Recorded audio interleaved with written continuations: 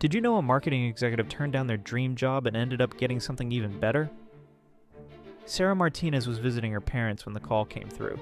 The Fortune 500 company wanted her as their new VP of marketing, but as she watched her father struggle to remember her name, she knew she couldn't leave. Her parents were showing early signs of dementia. They needed her, so she stayed in her lower-paying job and became their caregiver.